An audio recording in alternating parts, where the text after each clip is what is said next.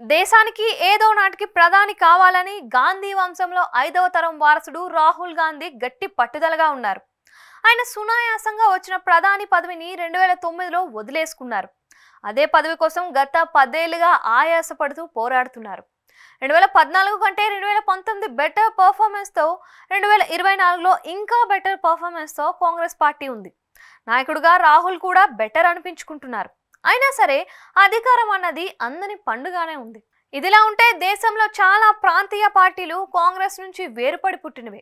అలాగే మరికొన్ని పార్టీలు 1977లో ఏర్పడిన జనతా అనే తానులో ముక్కలుగా ఈ రోజుకి మిగిలిన అస్తిత్వాన్ని చాటుకుంటున్నాయి.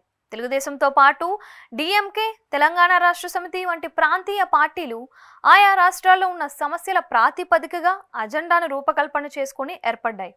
దీర్ఘకాలంగా మన్నగలుగుతున్నాయి.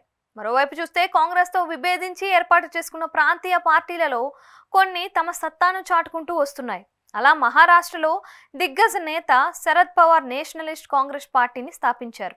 అదేవిధంగా పశ్చిమ బెంగాల్లో మమతా బెనర్జీ తృణమూల్ కాంగ్రెస్ ని స్థాపించారు. ఏపీలో వైఎస్ జగన్ వైఎస్ఆర్ కాంగ్రెస్ పార్టీని స్థాపించారు. ఈ ముగ్గురు కాంగ్రెస్ ని తీవ్రంగా వ్యతిరేకించిన వారే కావడం విశేషం. శరద్ పవార్ అయితే సోనియా గాంధీ విదేశీయతను ప్రశ్నించి 1998 ప్రాంతంలో కాంగ్రెస్ నుంచి బయటకు వచ్చారు. అలాగే సోనియా గాంధీతో పెట్టుకునే మమత కొత్త పార్టీని ఏర్పాటు చేశారు. జగన్ కూడా తన తండ్రి వైఎస్ఆర్ మరణాంతరం కాంగ్రెస్ తో విభేదించి వైసీపీని ఏర్పాటు చేశారు. ఇందులో చూస్తే మమతా బెనర్జీ బెంగాల్లో మొత్తం రాజకీయ స్పేస్ ఆక్రమించుకున్నారు. కాంగ్రెస్ ని చిన్న పార్టీగా చేసేశారు. మహారాష్ట్రలో మొత్తం ఎన్సీపీ కాకపోయినా తన ప్రభావం చాటుకుంటూ శరద్ పవార్ ఉన్నారు. వైసీపీ ఏపీలో కాంగ్రెస్ ని తుడిచిపెట్టి ఆ ప్లేస్ లో ఎదిగింది. ఇక్కడ చిత్రం ఏంటంటే శరద్ పవార్ సోనియాను విభేదించినా మళ్ళీ యూపీఏ జట్టులో కలిసి కేంద్ర మంత్రి అయ్యారు. మహారాష్ట్రలో పొత్తులు పెట్టుకున్నారు. అలాగే తృణమూల్ కాంగ్రెస్ కూడా నాటి కాంగ్రెస్ కూటమిలో ఉంటుంది. జగన్ విషయంలోనే అది జరగడం లేదు. దానికి జగన్ వైపు నుంచి కాంగ్రెస్ ని ఈ రోజుకి శత్రువులా చూడడమే అని అంటున్నారు. మరోవైపు చూస్తే రాజకీయాల్లో శాశ్వత శత్రువులు ఉండరు. అది గుర్తించిన చంద్రబాబు 2018లో కాంగ్రెస్ తో పొత్తు పెట్టుకొని తెలంగాణ ఎన్నికల్లో పోటీకి దిగారు. ఫలితం ఎలా ఉన్నా సరే ఆయన రాజకీయ పందా అలా సాగింది. దానికి భిన్నంగా జగన్ కాంగ్రెస్ మూలాల నుంచి ఏర్పాటు చేసిన వైసీపీని బీజేపీకి చేరువ చేసే ప్రయత్నం చేశారు అని విమర్శలు ఉన్నాయి. బీజేపీ భావజాలానికి వైసీపీ మూల భావజాలానికి ఎక్కడా పొసకదు. దాంతోనే 2024 ఎన్నికల్లో ముస్లిం మైనార్టీలు, ఎస్సీ ఎస్టీలు కూడా వైసీపీకి దూరం అయ్యారని అంటున్నారు. ఈ క్రమంలో జగన్ కాంగ్రెస్ తో బంధం పెనవేసుకోవడానికి ఏ మేరకు ప్రయత్నాలు చేశారో తెలియదు. అదే టైంలో కాంగ్రెస్ కూడా ఏపీ మీద ఇప్పుడు ఫోకస్ ఎక్కువగా పెడుతోంది. తాము వైసీపీ వల్ల నష్టపోయాం కాబట్టి ఆ పార్టీని లేకుండా చేస్తేనే కాంగ్రెస్ కి మనుగడ అన్న ఆలోచనతో కాంగ్రెస్ ఉంది. ఏపీలో కాంగ్రెస్ కి వైసీపీతో ఎంతవరకు రాజకీయ బంధాలు అవసరం అన్నది ఈ రోజుకి తెలియదు. కానీ ప్రస్తుతానికి అయితే తామే ఏపీలో కూటమికి ఆల్టర్నేషన్ గా ఉండాలని చూస్తోంది.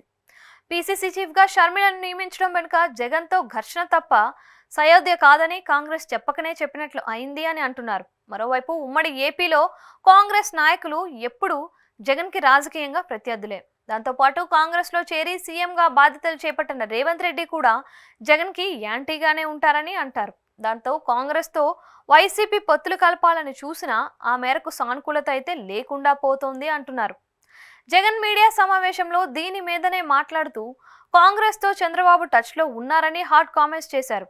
ఇక జగన్ తానుగా తగ్గి వస్తే కాంగ్రెస్ ఏమైనా ఆలోచన చేస్తుందేమో కానీ లేకపోతే ఏపీలో తనకు ఉన్న ప్లాన్స్ ని అమలు చేస్తూ వైసీపీని దూరం పెట్టే దిశగా సాగుతుంది అని అంటున్నారు. మహారాష్ట్ర, బెంగాల్లో కాంగ్రెస్ వట్టిపోయింది కానీ ఏపీలో ఇంకా అవకాశాలు ఉన్నాయని భావిస్తోంది. దానికి తోడు జగన్ వీక్ అయ్యారని కూడా ఊహిస్తోంది. ఇక రాహుల్ కి జగన్ కి మధ్య ఏముంది అంటే పొలిటికల్ గా ఈగోలు ఉంటాయి అని అంటున్నారు. వాటిని మరింత పెంచి పబ్బం గడుపుకునే పార్టీలు ఉంటాయి. ఇండియా కూటమిలో జగన్ చేరకుండా చేస్తే 2029 ఎన్నికల నాటికి తెలుగుదేశమే ఈ వైపునకు మొగ్గుతూ 1 షాట్ 2 బర్డ్స్ లాగా మరోసారి ఏపీలో కేంద్రంలో అధికారం అందుకోవడంతో పాటు వైసీపీని వాషౌట్ చేసే ఎత్తుగడలకు పదును పెట్టకుండా ఉంటుంది అని ఎలా అనుకోగలరు అన్న చర్చ కూడా ఉంది. మొత్తానికి ఇండియా కూటమిలోకి జగన్ వెళ్తారా అంటే ఈ ప్రశ్నకు కాలమే జవాబు చెప్పాల్సి ఉంటుంది.